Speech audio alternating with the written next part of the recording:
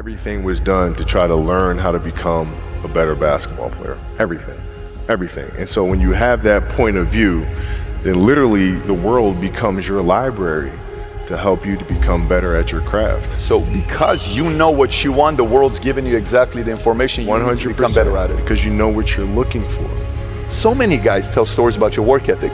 Yeah. What was really your work ethic like, and for how long did you stay disciplined?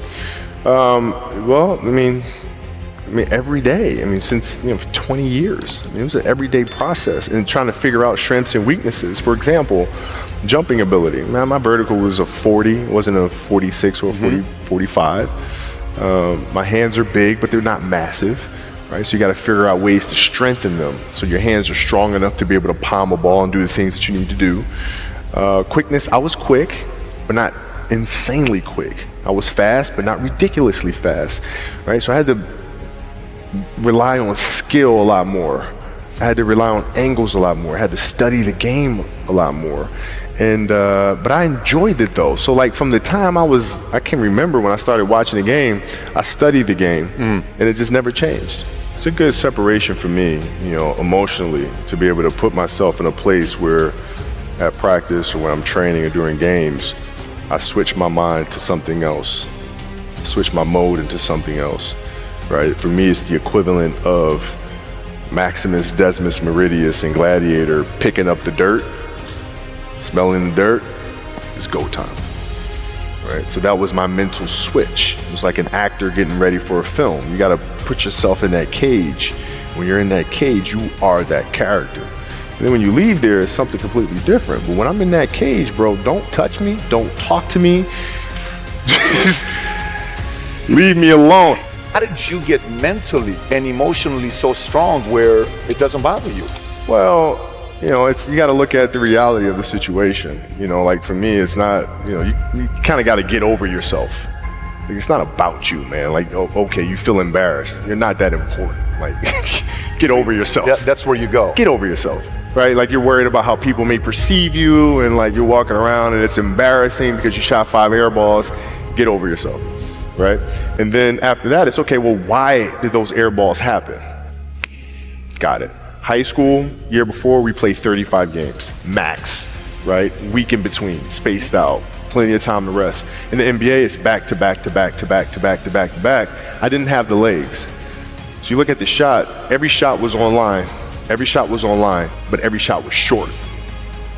Right? I got to get stronger. I got to train differently. The weight training program that I'm doing, I got to tailor it for an 82-game season so that when the playoffs come around, my legs are stronger and that ball gets there. So I look at it with rationale and say, okay, well, the reason why I shot air balls is because my legs aren't there. I go, well, next year they'll be there. That was it. Done. Were there some names that you looked at and says, these 3 guys are as crazy as I am? I do. At the time, I deal with what I've referred to as Goat Mountain. I went to Goat Mountain, and I talked to Magic, Michael, Bird, Hakeem Olajuwon, Jerry West, Oscar Robinson, Bill Russell. So I would talk to them. What did you do? What were your experiences? Michael in particular, he's become my big brother. He's been my big brother since I first came in the league. And what was that process like? So I went to them and started understanding the ins and outs of the game and how they approach things and their level of detail and obsessiveness, and that's what I did. The players that had that passion but weren't willing to commit their entire lives to doing that, right? It's a choice, right? You have other things, you have family, you have all these other things that you have to do. The game can't really be your number one priority. And so I was looking at that like, man, this is gonna be fun. If I'm buddies with you from high school, if I'm a cousin of yours, what happened to our relationship? How did that gravitate when you went into the league and you're determined to become the greatest, or you're determined to become one of the greatest? What happens to our relationship? Oh, it suffers. It does suffer. Oh yeah. Okay. Yeah. And you understood that. You were okay with that. Well, yeah. And the people that love you, like friends and family, like they know that about you. Got it. So they let you be you. And when you reconvene you pick back up where you left off.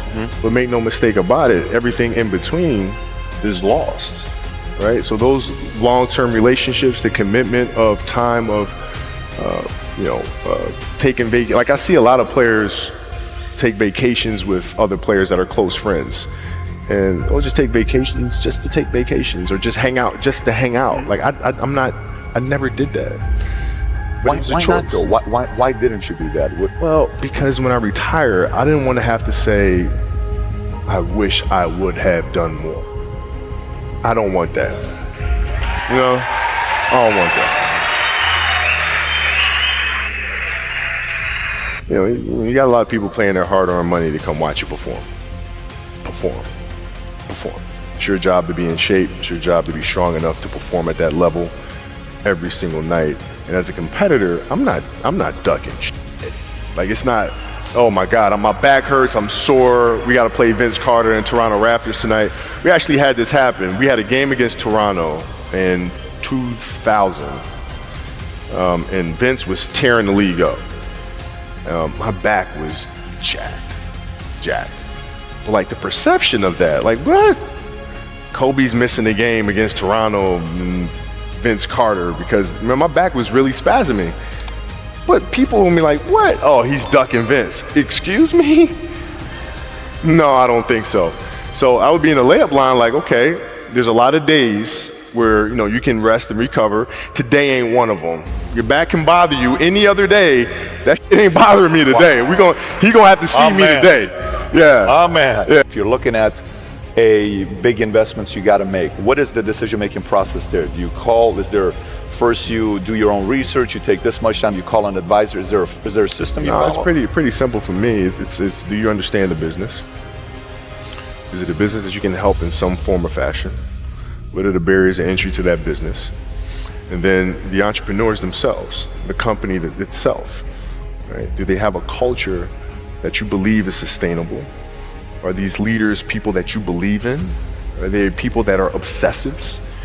And in turn, have they created a culture of obsessiveness?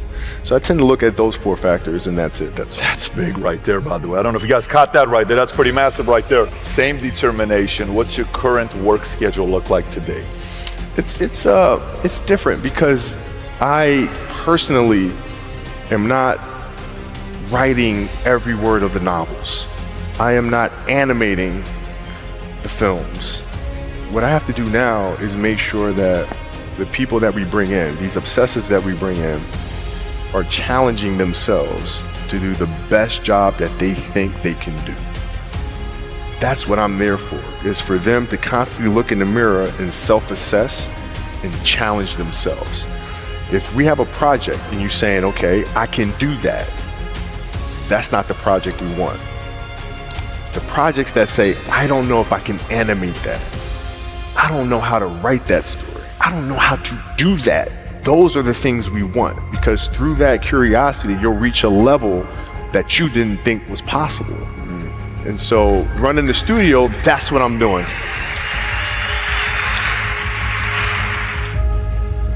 You're playing against the Golden State Warriors.